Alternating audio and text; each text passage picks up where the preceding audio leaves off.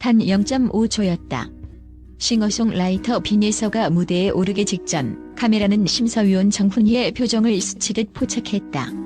찰나의 순간 스친 그 차가운 결심의 눈빛이 대한민국 소셜미디어를 불태우는 도화선이 될 줄은 누구도 예상치 못했다. 무대가 끝나기도 전에 스마트폰 화면들은 일제히 번뜩였고 공연장 밖에서는 이미 심사위원 교체 마녀사냥이라는 날카로운 해시태그들이 생겨나고 있었다. 그날 밤 방송은 음악이 아닌 논쟁의 리듬으로 치달았다. 우리는 과연 무엇을 본 것일까? 거장의 실언인가? 아니면 한 천재를 향한 질투 어린 공격이었을까? 이 사건은 단순한 심사평 논란을 넘어 현대방송가요계가 가진 자극적 연출의 한계와 그 속에서 피어난 아티스트의 진정한 자생력을 상징하는 사건으로 기록될 것이다. 현대미디어 환경에서 진실은 더 이상 맥락의 영역이 아닌 길이와 속도에 의해 결정되곤 한다. 정훈이 심사위원이 내뱉은 "이건 노래가 아니라 계산된 감정이라는" 말은 스튜디오를 급격히 얼어붙게 했지만 더 무서운 것은 방송 종료 직후 알고리즘의 파도를 타고 시작된 무차별적인 2차 가해였다. 유튜브, 틱톡, 인스타그램 릴스 등 숏폼 플랫폼에는 정훈이의 날카로운 발언만을 교묘하게 도려낸 15초 내외의 편집 영상들이 독버섯처럼 범람하기 시작했다. 이러한 디지털 단두대 위에서 시청자들은 정훈이가 왜 그런 엄격한 잣대를 들이댔는지, 그 발언 전후로 어떤 음악적 조언이 오갔는지에 대해 알 기회조차 박탈당했다. 오직 권위적인 거장의 꿈을 향해 달리는 어린 시녀를 무참히 짓밟는 장면만이 자극적인 붉은색 자막과 함께 무한 반복되었다. 소셜미디어 분석업체 매트릭스 데이터의 통계에 따르면 해당 논란 직후 관련 키워드를 포함한 영상의 조회수는 단 24시간 만에 1,800만 회를 돌파했으며 이 중 84.7%가 원본의 맥락을 거스한 채 분노를 유도하는 제목의 편집본이었던 것으로 나타났다. 이는 대중이 15초라는 극도로 짧은 시간 속에서 얼마나 쉽게 타인을 절대 악역으로 규정하고 희생양을 설정하는지를 보여주는 현대사회의 씁쓸한 초상이다. 알고리즘은 분노와 논란을 먹고 자란다.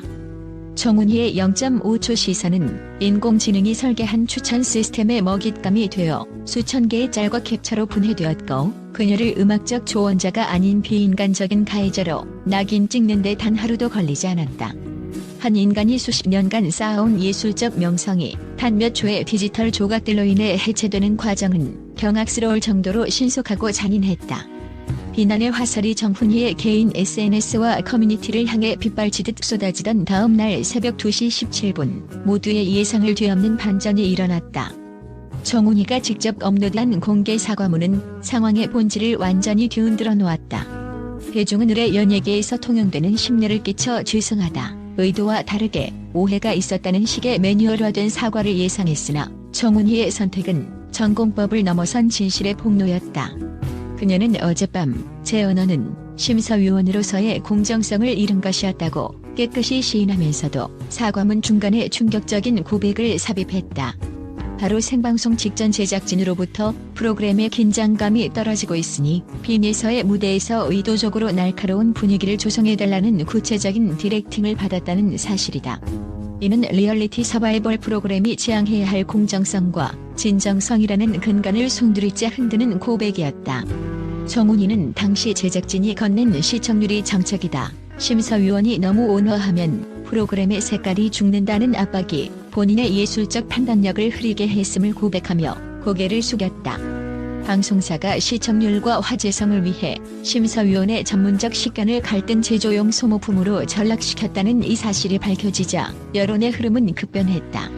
비난의 화살은 정훈이 개인에게서 리얼리티 쇼의 고질적인 학습인 악마의 편집과 설정 개입을 자행한 제작 시스템 전체로 옮겨갔다.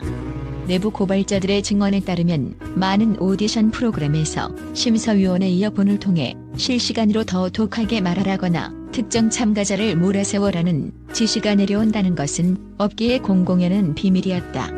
정훈이의 새벽 2시 17분은 그렇게 한 개인의 자매록이 아닌 거대 미디어 권력을 향한 선전포고가 되어 잠들지 못하는 밤을 보냈던 수만 명의 시청자들에게 도달했다. 논란의 소용돌이 중심에 서 있던 빈예서의 대응은 그 어떤 화려한 무대보다도 강렬하고 입체적이었다. 대부분의 참가자가 이런 상황에서 억울함을 호소하거나 팬들의 동정심을 자극하여 지지 세력을 결집하는 피해자 마케팅을 선택할 때 빈에서는 가장 어렵고도 품격 있는 길을 택했다. 그녀는 자신의 SNS에 단 3문장으로 구성된 절제된 글을 올렸다. 무대는 제 책임이고 심사는 심사위원의 책임입니다. 저는 다음 무대로 답하겠습니다. 이 문장은 격앙되어 있던 대중의 감정을 단숨에 진정시키는 차가운 얼음물과 같았다. 대중은 자극적인 갈등의 해소를 원했으나 빈에서는 그 갈등의 에너지를 고스란히 자신의 음악적 동력으로 지원해버렸다. 감정적인 파고에 휘말려 자신을 선전하기보다 예술가로서의 주체성을 지키고 논쟁의 장을 다시 음악이라는 본질로 되돌려 놓은 것이다. 이러한 태도는 현대 엔터테인먼트 산업에서 흔히 볼 수 있는 가스라이팅이나 여론몰이에 대응하는 가장 진화된 형태의 방어 기제로 평가받는다. 이후 정훈이의 폭로로 밝혀진 비하인드 스토리는 더욱 감동적이며 동시에 전문적인 교훈을 던진다. 빈에서는 사과문을 올리기 전 개인적으로 사과를 전해온 정훈이에게 선생님, 괜찮아요. 저도 무대에서 실수할 때가 있는걸요.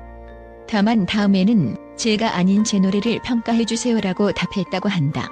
이 발언은 상대의 과오를 용서하면서도 심사의 본질이 사람의 인격이나 연출된 서사가 아닌 오직 예술적 결과물에 있어야 한다는 원칙을 거장에게 역으로 일깨워준 순간이었다.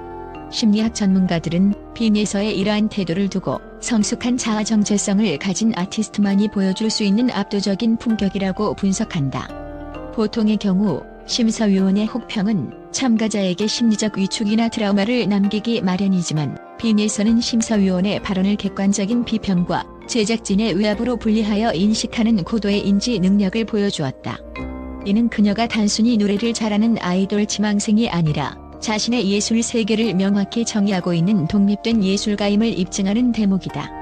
논란 이후 처음으로 열린 다음 방송의 공기는 이전과는 비교할 수 없을 정도로 무거웠다.